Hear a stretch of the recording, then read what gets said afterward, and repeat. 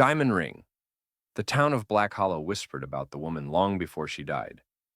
Margaret Holloway was a reclusive widow who lived in a grand, decaying mansion on the edge of the forest. It was said she was once breathtakingly beautiful, but age and sorrow had twisted her features into something cold and hollow. When she passed, the townspeople marveled at the extravagance of her burial.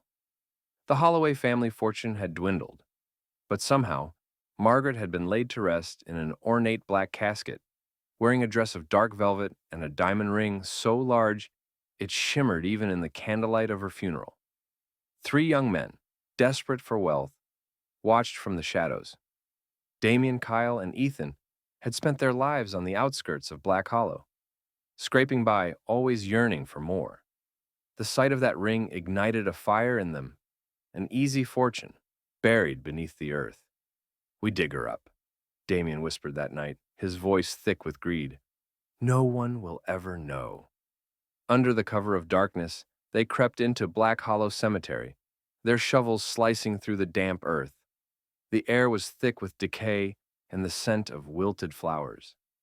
Hours passed, sweat clinging to their bodies, despite the chill in the air. Finally, their shovels struck wood. Kyle pried the casket open with a crowbar, the hinges groaning like something alive. The moonlight cast an eerie glow on Margaret's corpse. Her face, though lifeless, seemed almost aware. Her fingers were curled around the diamond ring, the stone glistening like an unblinking eye. Ethan hesitated. "Maybe we shouldn't—" "Don't be stupid," Damien snapped. He grabbed Margaret's cold, stiff fingers and pried them apart. But the ring wouldn't budge. Frustration flared in his eyes. He pulled out a pocket knife. "We'll take the whole damn finger." The blade sliced through brittle flesh. A gust of wind tore through the cemetery as a howl echoed through the trees. Ethan swore he saw Margaret's lips twitch, but he blinked and she was still. Shaking, he shoved the severed finger and its prize into his pocket, and the three of them hurried away, leaving the casket open to the night. They thought it was over. It began that very night. Kyle was the first. He awoke to the sound of whispering. The room was suffocatingly dark, and the air smelled of damp earth. A shadow loomed at the foot of his bed, its shape barely distinguishable. As his eyes adjusted, he saw her, Margaret Holloway, her decomposing face frozen in a deathly grin, her bony finger extended, reaching for him. Kyle screamed. The next day, he was found in his bed, mouth open in a silent wail, eyes wide with terror. His heart had simply stopped. Ethan was next. He began seeing Margaret everywhere, in mirrors, in reflections, lurking at the edges of his vision.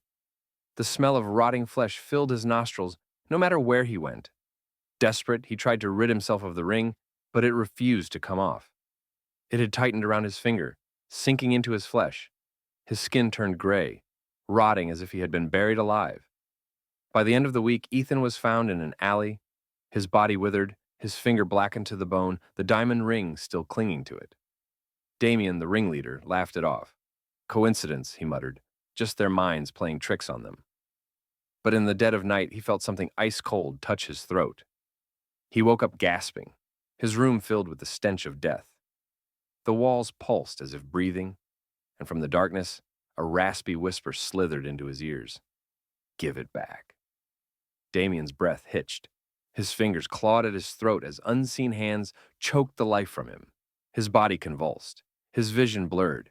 He collapsed to the floor, his last sight the diamond ring rolling from his dead friend's finger onto the floor, glinting mockingly in the moonlight.